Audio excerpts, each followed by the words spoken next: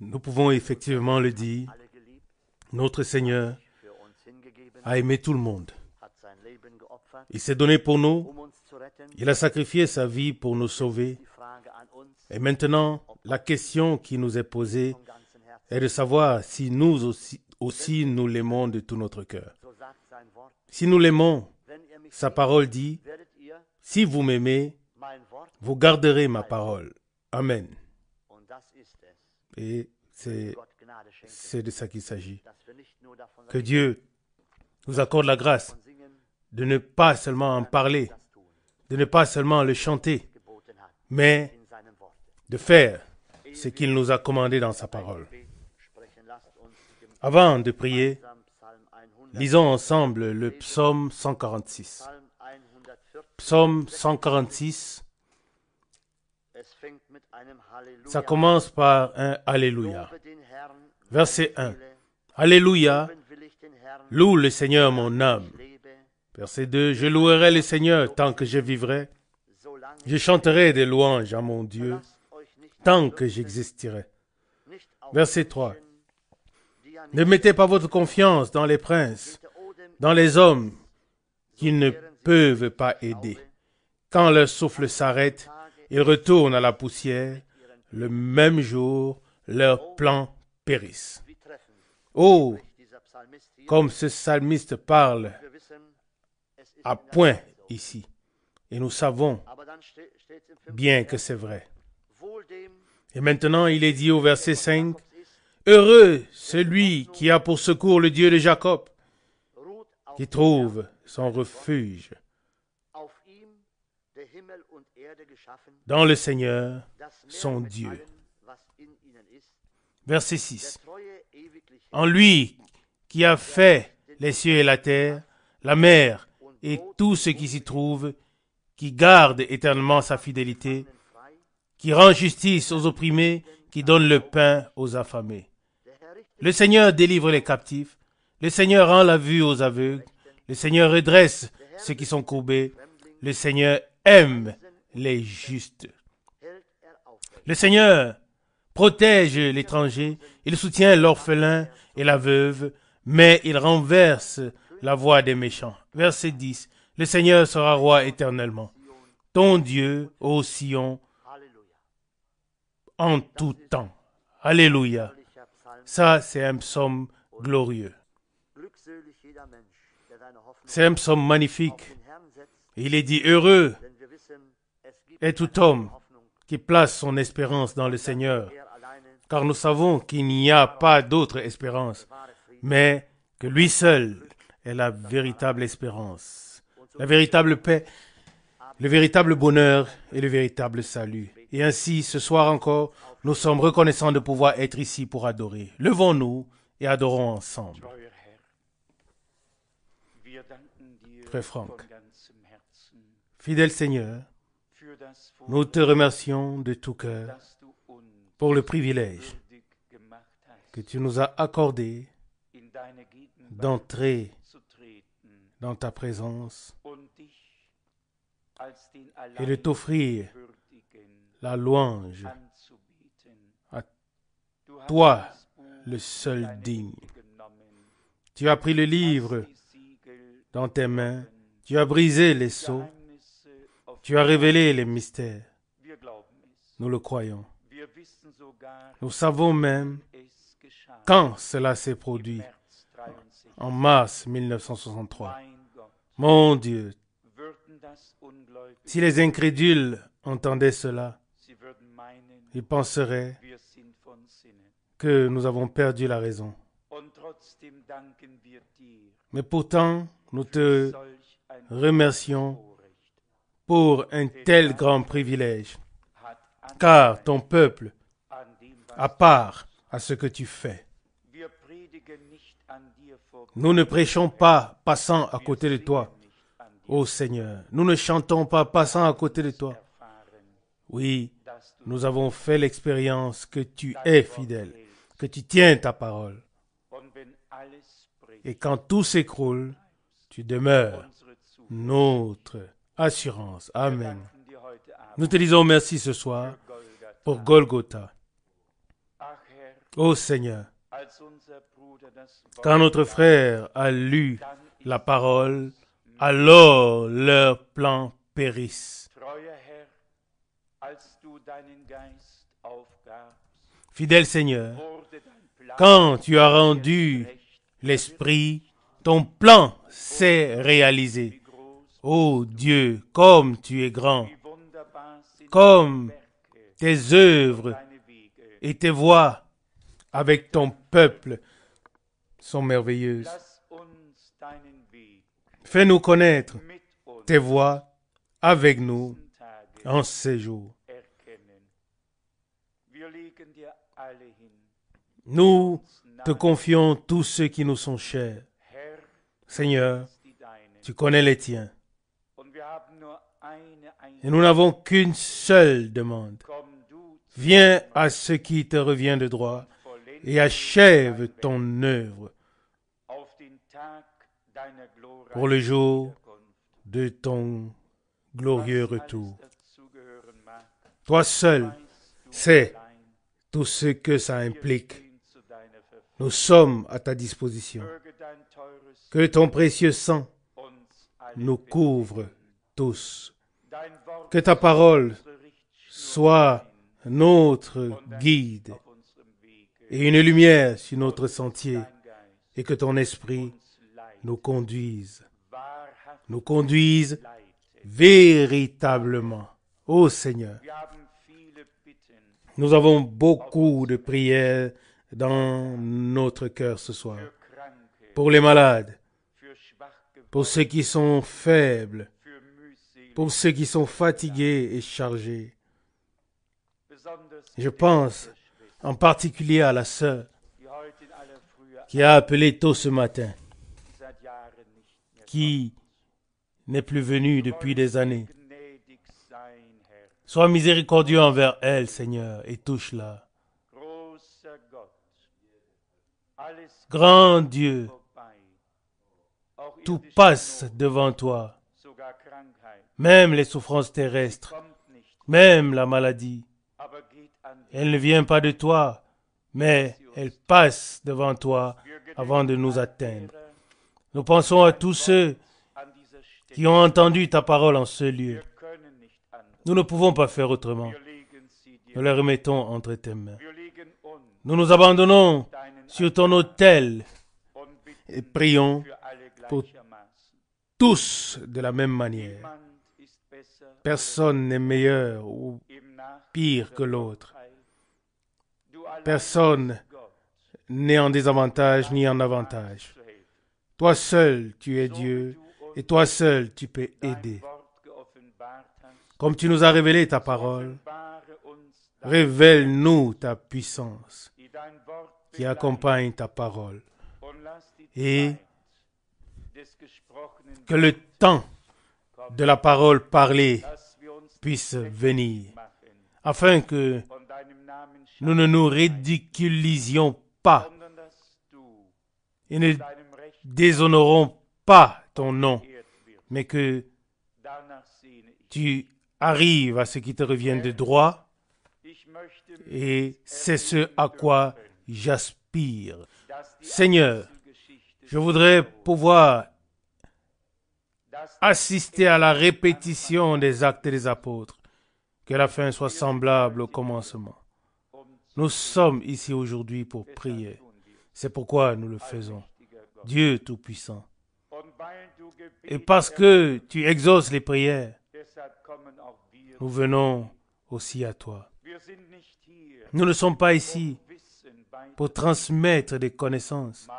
Mon Dieu, nous sommes ici pour reconnaître ta volonté, pour adorer, pour trouver la communion avec toi, cette connexion avec toi. Alléluia. Nous sommes ici pour expérimenter le jour de la réconciliation, le grand jour de réconciliation, où la trompette de Dieu sonnera et où ton peuple sera appelé à la fête. Ô Dieu, tu connais le cri de notre âme. Nous pensons aussi à notre sœur à l'hôpital et à notre frère qui est sans force.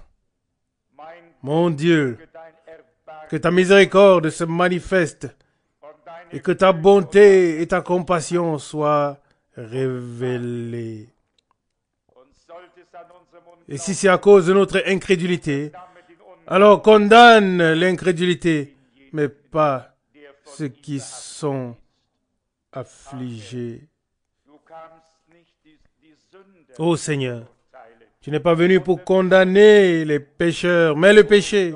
Ô Dieu, puissions-nous toujours faire cette distinction. Seigneur, tu sais que je n'ai ni envie de parler. Je n'ai pas envie de parler et aucun d'entre nous n'a envie de le faire. Nous voulons que tu te révèles et qu'il soit manifeste que cela s'est produit. Nous te remercions encore, comme en ce jour-là, en Éden. La croix et la réconciliation ont été abolies. Ce jour où la haine et l'inimitié ont été érigées, où les visages se sont assombris et se sont détournés. Que tu veilles rétablir, ériger la croix et la réconciliation parmi nous et dans la vie de chacun d'entre nous. Seigneur, comme Moïse a élevé le serpent dans le désert, représentant Satan, qui a été jugé, ainsi que tu sois élevé au milieu de nous, toi qui as jugé Satan et le péché, mais qui as acquitté le pécheur et pardonné le pécheur, puis amené les captifs, et amené captif la captivité et fait des dons aux hommes. Ah Seigneur, notre cœur est ému et c'est pourquoi nous t'invoquons. En vérité, la profondeur appelle la profondeur. Ô Dieu, bénis-nous ce soir. Nous déposons aussi tout ce qui pèse sur nous. Nous sommes assis ou nous sommes debout ici et en nous tout est agité. Des questions sans réponse, des problèmes non résolus et toutes sortes de choses qui nous touchent. Ô Seigneur, mon Dieu, fais venir l'heure où chacun recevra de toi sa réponse sous la proclamation que tu puisses nous parler comme un père parle à ses enfants. Nous avons tout mis, oui, dans ton œuvre, dans ta cause, Dieu Tout-Puissant. Et tu nous donneras tout ce que tu nous as préparé. Ô Seigneur, à toi la gloire, la louange et l'adoration d'éternité en éternité. Alléluia. Alléluia. Amen. Amen. Nous nous asseyons. Louange et remerciements soient rendus au Seigneur.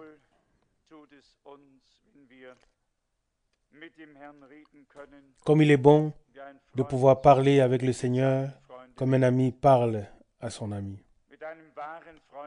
Avec un véritable ami, on peut ouvrir son cœur.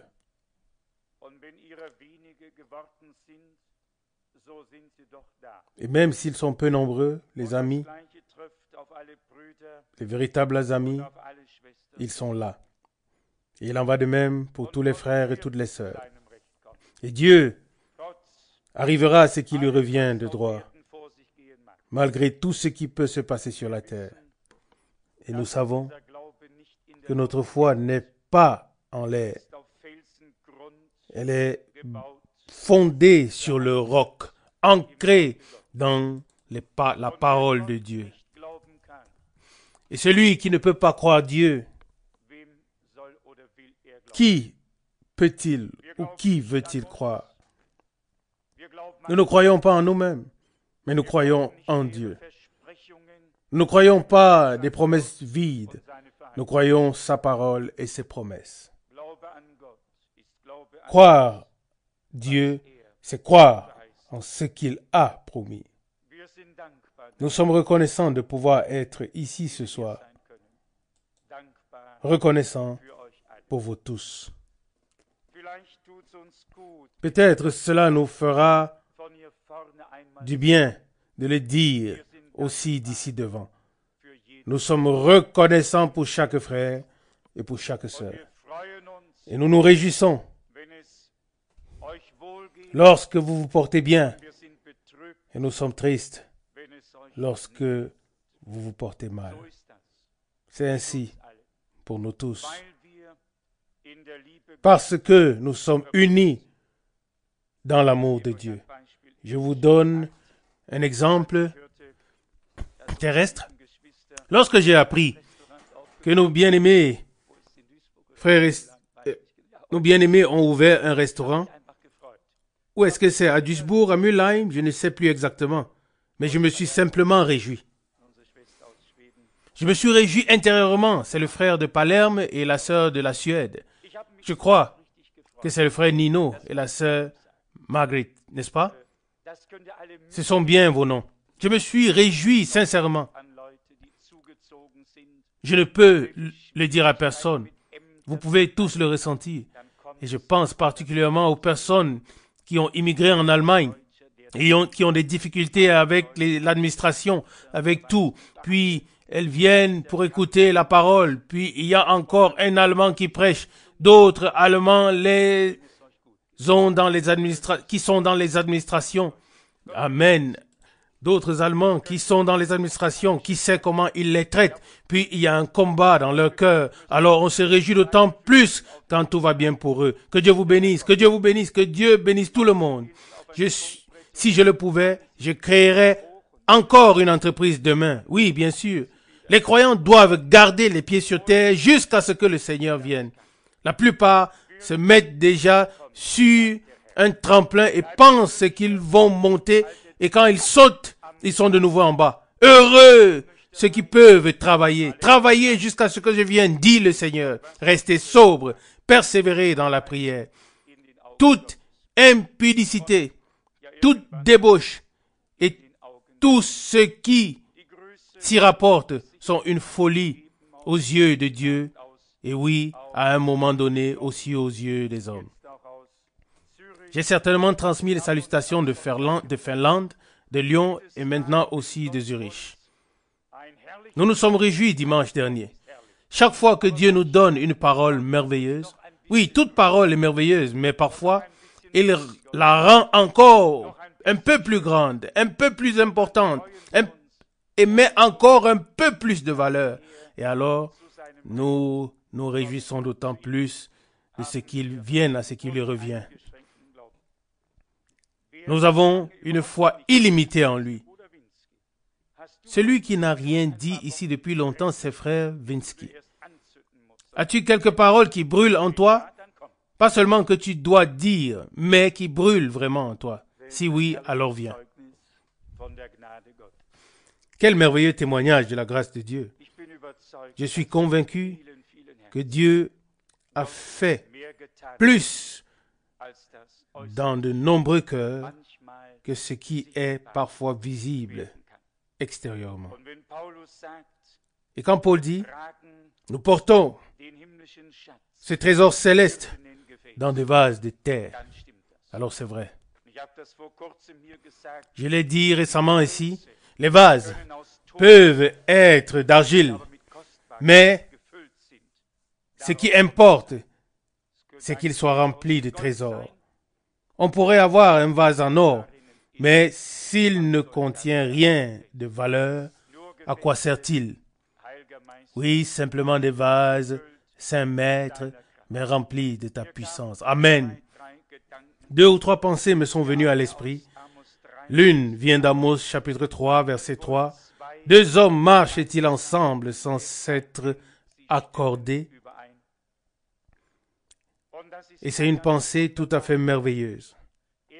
Tout d'abord, les deux doivent se rencontrer, puis ils doivent devenir un, et ensuite ils peuvent ensuite suivre le même chemin. Si nous voulons marcher avec Dieu, nous devons faire une rencontre avec lui. Nous devons devenir un avec lui, puis suivre le même chemin avec lui. Et il y a encore plus dans Amos 3, verset 6b. Un malheur arrive-t-il dans une ville sans que Dieu ne soit l'auteur? Et on a du mal à le comprendre, mais c'est ainsi. Et cela revient à dire que personne ne peut, ni ne doit, et n'a le droit de contester avec Dieu, car tout passe par Dieu. Mais ensuite viennent ces merveilleuses paroles puissantes. Verset 7. Non, Dieu le Seigneur ne fait rien sans avoir d'abord révélé son dessein à ses serviteurs, les prophètes. Puis viennent les paroles merveilleuses. Verset 8. Le lion a rugi. Qui ne craindrait pas? Dieu le Seigneur a parlé. Qui ne parlerait pas comme prophète? Et là, j'ai remarqué à quel point l'ordre était merveilleux. Le lion de la tribu de Juda a vaincu. Il a pris le livre. Il a fait retentir sa voix. Et Dieu, le Seigneur, nous a parlé par sa parole révélée. Qui ne devrait pas se présenter comme prophète. Pas que quelqu'un vienne et dise « je suis prophète », c'est de la folie. Avec cela, il est dit, ou cela signifie, qui ne transmettrait pas la parole prophétique. Le ainsi parle le Seigneur. Dieu n'a pas besoin d'une multitude de prophètes. Dieu a besoin d'une multitude de personnes qui peuvent transmettre ce qu'il a révélé à ses prophètes sans rien y ajouter ou sans rien y retrancher. Et ça, c'est une grande grâce de Dieu. C'est à cela qu'on reconnaît qu'il y a des hommes sur la terre à qui des limites ont été imposées, des limites de Dieu. Et c'est dans ces limites divines qu'ils doivent marcher, qu'ils doivent demeurer, qu'ils doivent persévérer jusqu'à ce que l'heure de Dieu ait sonné. Vous connaissez tous la parole du Seigneur que nous avons souvent lue. Comme le Seigneur l'a dit à l'époque, votre temps est toujours là. Jean 7, verset 6. Le temps des hommes est toujours là. Ils savent toujours ce qui doit être fait.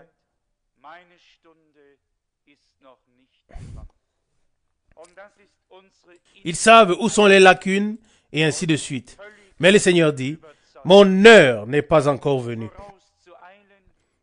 Et telle est notre attitude intérieure, issue d'une conviction profonde de ne pas devancer Dieu, mais aussi dans la mesure du possible de ne pas rester à la traîne. Il me tient à cœur que Dieu nous accorde un jour qu'il a fait pour cela, pas un jour que nous avons fait, mais un jour qu'il a fait, une surprise pour son peuple. En rapport avec la réconciliation, j'ai dû penser aux paroles de Paul qui dit « Le ministère de la réconciliation nous a été donné. » Et vous savez, quand on a une fonction, il faut la remplir correctement. Et je me suis dit, oh, sinon certains pourraient penser que ce n'est pas écrit ainsi.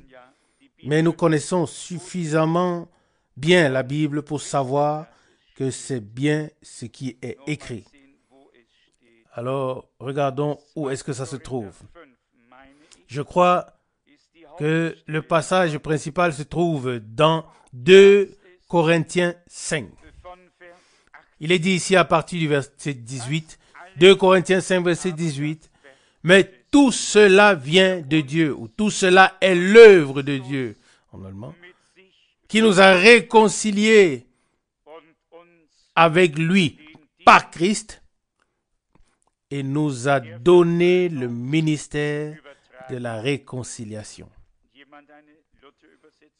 Quelqu'un a-t-il la traduction de Luther? Qu'est-ce qu'elle dit à cet endroit? Au verset 19, il est écrit « Car Dieu était en Christ, réconciliant le monde avec lui-même, ne leur imputant pas leurs péchés, et il a mis en nous la parole de la réconciliation. » Amen. La parole de la réconciliation, il l'a mis en nous. La parole de la croix, de la réconciliation, du pardon, de la grâce, du salut. Ce n'est pas une parole vide. C'est la parole, une parole qui renferme en elle la puissance de Dieu pour accomplir dans chaque individu ce qui est proclamé. Amen. Dans le verset 20 de Corinthiens 5, « Ainsi nous parlons pour Christ comme ses envoyés, puisque Dieu exhorte par nous, nous vous supplions au nom de Christ, laissez-vous réconcilier avec Dieu. » Verset 21. « Celui qui n'a pas connu de péché, il l'a fait péché pour nous, afin que nous devenions en lui justice de Dieu. » Amen. Frère Branham a un jour particulièrement souligné ce passage. Pas que nous ayons seulement été justifiés devant Dieu, non. Mais afin que nous devenions nous-mêmes justice de Dieu. La justice même de Dieu. Non pas seulement justifiés par Dieu, mais devenir justice de Dieu. L'œuvre de la rédemption est si profonde. La réconciliation qui s'est opérée à Golgotha va si loin qu'elle attire Dieu à elle et tire Dieu pour toi et pour moi. Lisez cela tranquillement. Et quand j'aurai un peu plus de temps, je trouverai aussi le passage où frère Branham le souligne. Mais lisez très calmement ce passage. Verset 21, 2 Corinthiens 5. « Celui qui n'a pas connu le péché, Dieu l'a fait pécher pour nous, afin que nous devenions en lui justice de Dieu. » Pas seulement justifiés, mais que nous devenions justice de Dieu en Christ. Ça, c'est la révélation du véritable salut auquel toi et moi ne pouvons rien ajouter, si ce n'est de reconnaître dans la foi que nous sommes devenus justice de Dieu en Christ. Que vous le croyez ou non, nous sommes devenus une partie de Dieu. De même que Christ a pris un corps de chair et de sang en Christ, qu'il est devenu semblable à nous, et que notre Seigneur a été trouvé en tant qu'homme dans ses actes, dans ses œuvres, et qu'il a été tenté en tout, mais sans péché, de même par celui qui avait la nature divine, mais qui a pris la nature humaine, nous avons été ramenés à la nature divine, et nous avons dans notre cœur l'assurance que nous sommes enfants de Dieu. Amen. Les enfants de Dieu sont les fils et les filles de Dieu. De même qu'il est devenu fils de l'homme pour le salut des hommes, de même par lui, nous sommes devenus fils et filles de Dieu. Alors nous retournons à l'évangile. Nous revenons au message joyeux pour toi aussi. Pour toi aussi. Et pour ceux qui ont encore des doutes en eux et qui luttent encore en eux.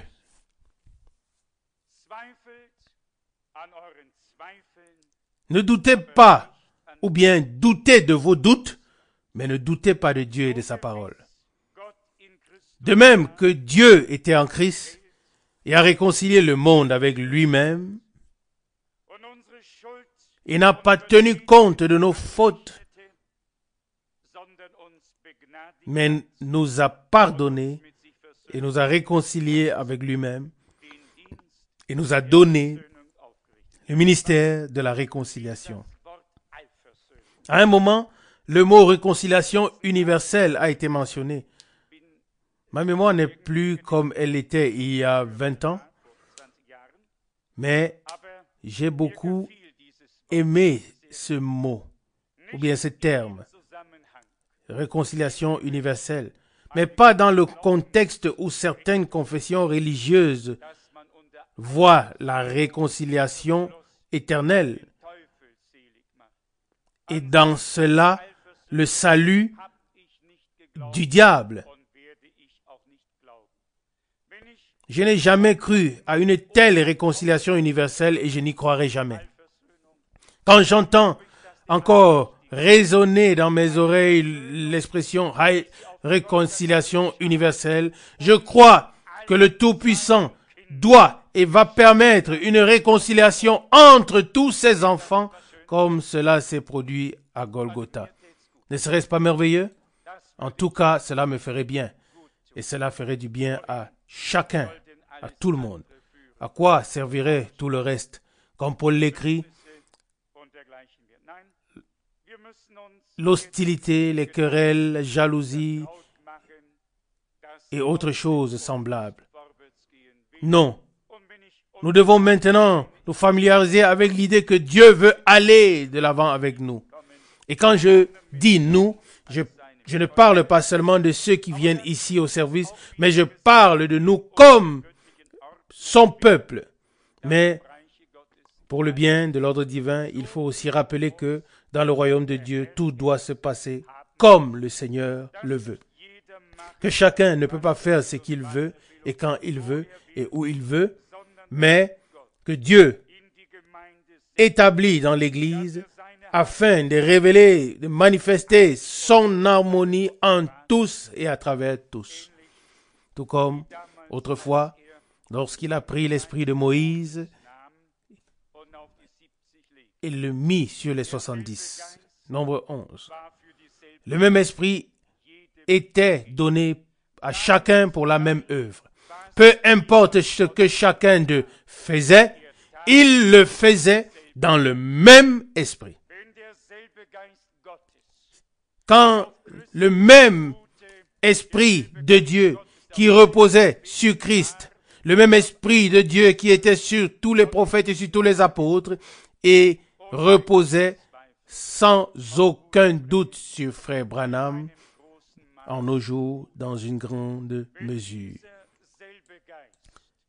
Si ce même esprit, à savoir l'esprit de Dieu, l'esprit de Christ, peut reposer sur nous tous, alors nous aurons tous la nature de Jésus. Amen.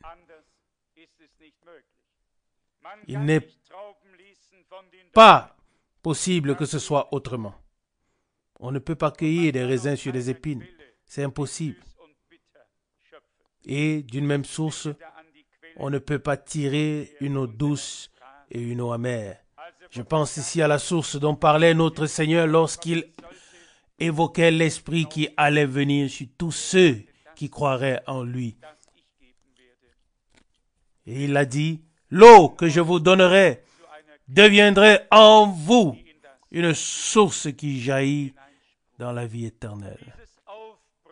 Cette éclosion de cette source divine dont c'est ce dont nous avons besoin. Et cela ne peut se produire que là où l'Esprit de Dieu descend et féconde la semence de la parole et la fait éclorer ou éclore en une vie nouvelle. Car Dieu donne toujours les deux, sa parole et son esprit. Et quand il a donné sa parole, puis vient son esprit, alors ce qui a été dit dans la parole doit simplement manifester la vie par l'esprit. Cela apparaît très clairement dans le récit de la création. L'Esprit de Dieu se mouvait au-dessus des eaux et Dieu dit que la lumière soit. Et sous l'action de l'Esprit, chaque parole est devenue réalité. Dieu a parlé et cela s'est fait. Il a ordonné et la chose était là. Là où l'Esprit de Dieu peut descendre, là où il n'est pas attristé, mais peut agir, là la parole de Dieu doit s'accomplir. Il ne peut pas en être autrement. Dieu l'a dit et nous croyons ce qu'il a dit. Amen. Prenons à cœur ce qui nous a été lu dans le psaume et ce que le frère Vinsky a si bien souligné. Amen. Dieu nous a placés sur un fondement élevé. Non pas pour que nous regardions les autres d'en haut, mais pour que nous ayons une meilleure vue des choses spirituelles. Et nous savons bien d'où Dieu nous a tirés. Oui, qui voulons-nous regarder d'en haut? Non, cette position élevée est vraiment là pour nous permettre de voir les choses plus clairement. Amen. Nous pouvons affirmer avec certitude que les prophètes de Dieu ont été placés sur ce fondement élevé. Ils ont vu au-delà des siècles, au-delà des millénaires. Mais ensuite, il y a eu à nouveau des hommes sur la terre, sur lesquels l'Esprit de Dieu est venu, qui ont alors vu, les yeux ouverts, en leur temps. Oui, ils ont vu ce que Dieu faisait dans leur époque. Juste encore cette précision. Oui, Psaume 146, n'est-ce pas? C'était ça? Psaume 146, il y avait une pensée merveilleuse que je voulais encore souligner. Oui, c'était ici. Verset 3, Psaume 46.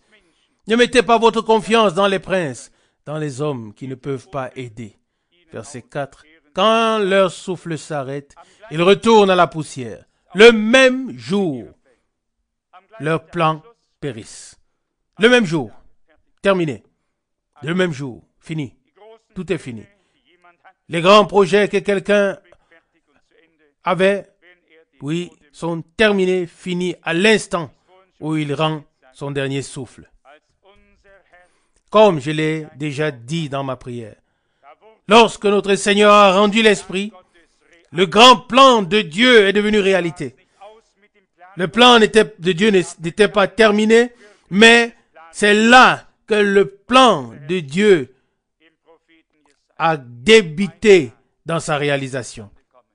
Et notre Seigneur dit dans le prophète Ésaïe, mes desseins subsisteront et je réaliserai ce que j'ai décidé. Ésaïe 46, verset 10.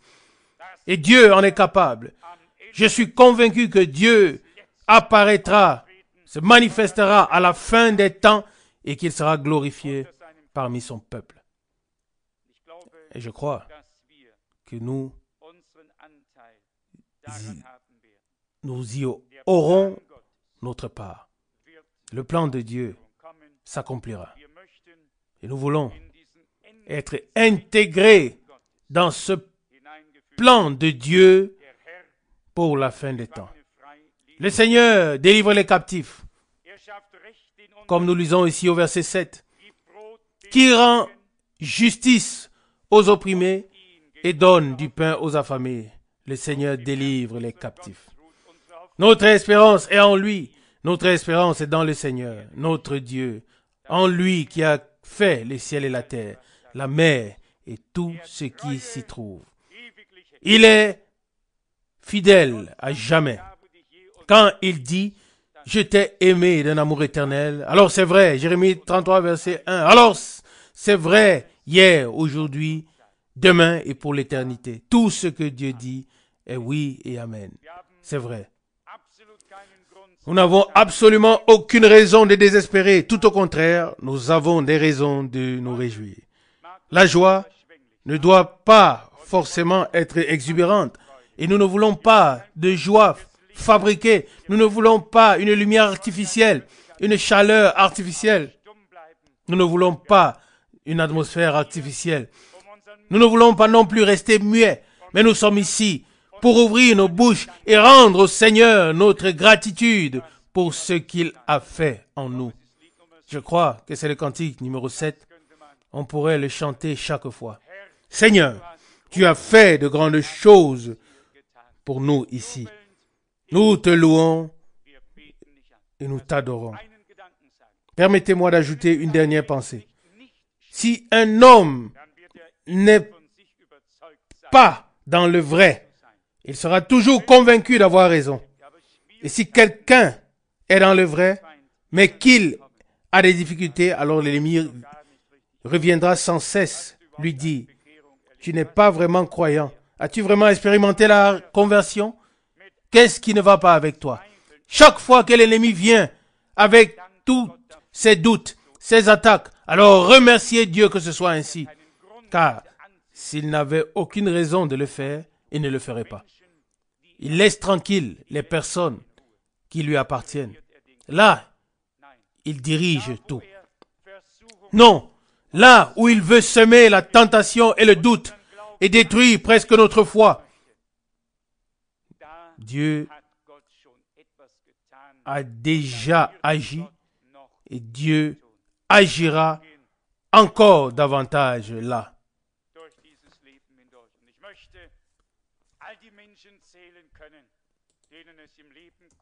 Les autres traversent cette vie presque sans épreuve. Et j'aimerais pouvoir compter tous ceux qui ont eu une vie facile et qui ont toujours flotté au-dessus des nuages. Dans le silence, j'ai pensé ou dit, ceux qui n'ont encore rien eu à endurer devront le subir.